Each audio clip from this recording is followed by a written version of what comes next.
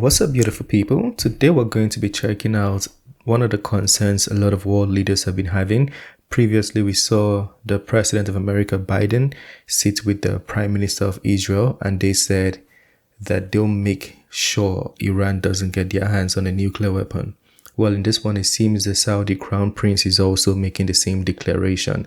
I'm curious to see what this is about, but let's get to it. Breaking news out of Saudi Arabia, where Fox's Brett Baier just sat down with Saudi Arabia's Crown Prince Mohammed bin Salman, who tells Brett that Iran getting a nuclear weapon would be, quote, a bad move, with the potential to start a war, quote, with the rest of the world. Here's an exclusive bit from this interview with Mohammed bin Salman, airing tonight on Special Report. Watch. Are you concerned, though, Iran gets a nuclear weapon, about them getting a nuclear weapon? Well, we are concerned of any country getting a nuclear weapon. That's a bad move, and you don't need to get a nuclear weapon because you cannot use it. Even if Iran gets a nuclear weapon, any country use a nuclear weapon, that means they are having a war with the rest of the world. The world cannot see another Hiroshima. If the world see one...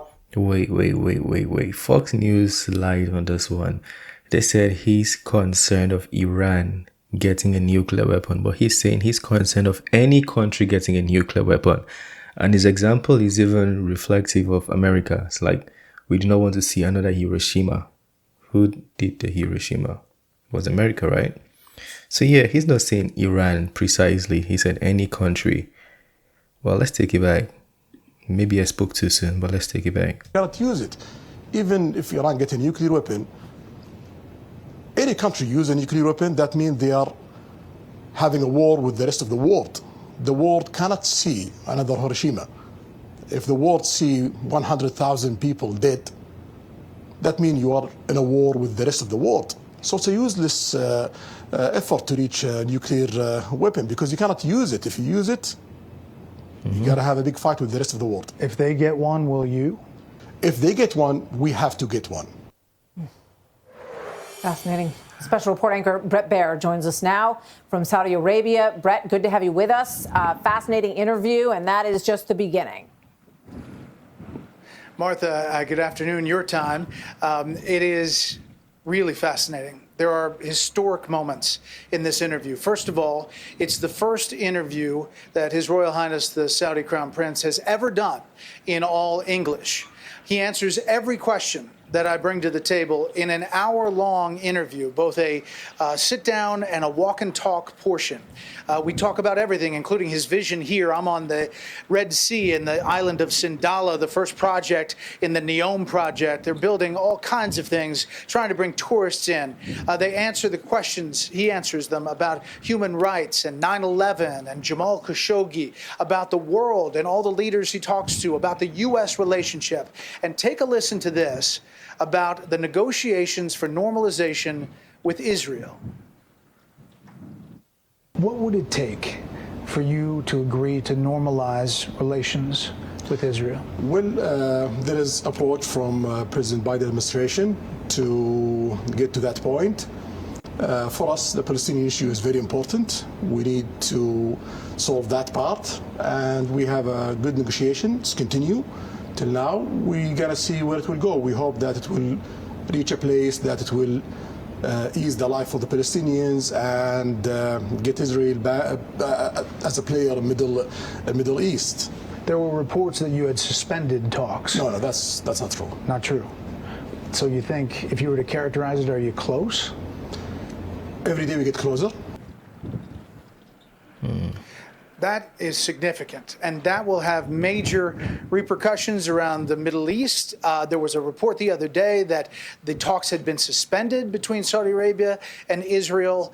This is a big deal, and it comes after this G20 deal for a rail and port system with a number of countries signing on that really will change the face about how things move here in the Middle East, and the U.S. is a part of that. We talk about the relationship with the U.S. We talk about President Biden, and he essentially essentially goes around the world with all the leaders weighing in at all the different hotspots. I am telling you, I've done a lot of interviews in my life.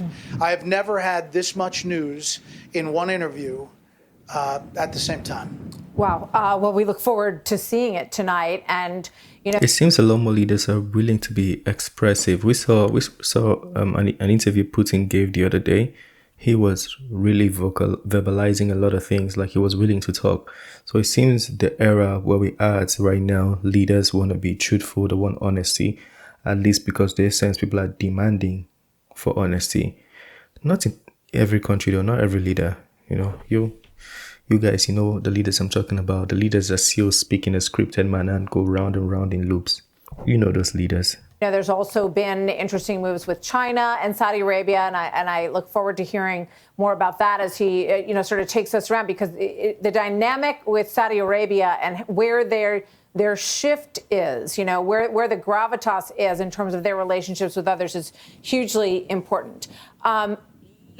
With regard to President Biden, Brett, he called MBS a pariah after the Khashoggi murder and the investigation that was done here in the United States. Did you get any sense that that relationship is thawing? I asked that specific question. First of all, I asked a number of questions about Jamal Khashoggi and the fallout from it. But in the follow-up to that, I asked about the relationship. And you're looking at the fist bump. I asked about the pariah statement, and then the fist bump visit with a closed fist, and then the recent G20 visit where he was open palm saying thank you for your leadership, and how that has changed since that in the past 5 years. Remember, we're coming up on the 5-year anniversary of the Jamal Khashoggi killing. He essentially said that we have so many ties with the U.S. economically, in what they do around the world, that it is bigger than one administration. He says the relationship with President Biden is good. He has good back and forth, and that they are being helpful on the Israel negotiations. He is very, very forthcoming and blunt. And I'm telling you that, you talk to a lot of officials who tiptoe around things because of sensitivities. This is a very matter-of-fact answer to a lot of tough, difficult, complex questions that you're really not going to believe. Yeah, it's fascinating. And, I want to play this from Benjamin Netanyahu, the leader of Israel, talking about this peace process being within reach at a bilat today around the UN meetings. Watch this. I think that under your leadership, Mr. President, we can forge a historic peace between Israel and Saudi Arabia. And I think such a peace would go a long way, first, to advance the end of the Arab-Israeli conflict, achieve reconciliation between the Islamic world and the Jewish state, and advance a genuine peace between Israel and the Palestinians. This is so intriguing, Brett. The language from the Crown Prince and from Netanyahu. But of course, the big question is the one that the Crown Prince brings up, and that is that the Palestinian issue is very important to the Saudis. So did any sense of what some kind of agreement might look like? He didn't want to go into specifics. I did press him a couple different times. I did ask him, can you make a deal with Israeli Prime Minister Benjamin Netanyahu? He's 73, you're 38. He essentially said, yes, I can, but the stipulations have to be right. And his concern for the Palestinians particularly is significant. He wouldn't go into details because, like many world leaders, they don't want to negotiate on television. But I'm telling you, he shows in our business, we say, a lot of leg as far as answers. He does. And around the world, there are major things, major messages. And the shift in this country, he talks about significantly, the transformation that he is trying to see and how Saudi Arabia is perceived, as well as dealing with the controversies in the past.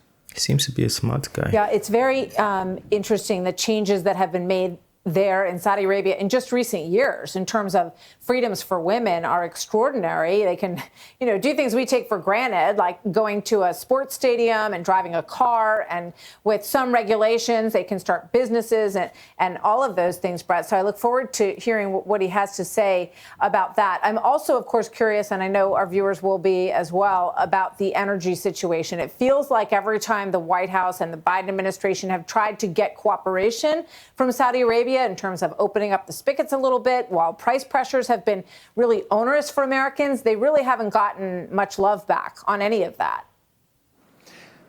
Yeah, he specifically asked him that about oil production cuts, the most recent one. And he says that has nothing to do with any other country. He says it doesn't have to do with American politics. It doesn't have to do with Russia and Ukraine. It has to do with our sense of where we see the oil market and stability long term. He was pretty specific. This is a data guy. He confirmed that he is a computer gamer. That's how he blows off steam. He likes to play computer games. He is in every detail. And he is very well aware of where Saudi Arabia is positioned around the world and clearly wants to step up more as a world leader in a number of different venues. Yeah, obviously there's just so much to discuss with him, and he is this new generation of leadership. We all remember when he first came to his level of power there were a lot of leadership that was basically, held hostage in a hotel in Saudi Arabia. He really wanted to shake up what he saw as the corruption in the country. I'm curious what his, thoughts are on how all of that looks now. Yeah, and I specifically asked about the past and what has happened, even things most recently, an Associated Press piece about a man that posted criticism on Twitter, or now X, who was sentenced to die. And he said yes, and there are things about our laws that need to be changed. He was very introspective. He said mistakes have been made. This is a country, as I said, in transition. Religious conservatives obviously ran the show for a long time. Radical Islam was a problem. He's been trying to root that out. But he acknowledges there are still problems in the kingdom. Sorry, it's a really windy night here on the Red Sea in Sandala. There's a wonderful golf course that's being built behind me, Robert Trent Jones Jr. I hope to play it someday, but it's quite amazing to see the transition here. But we really talk about a lot on a lot of different issues. And I think even his staff was surprised how blunt he was. Yeah, it's refreshing to get, blunt answers. I'm going to squeeze in one more before I let you go on that windy night.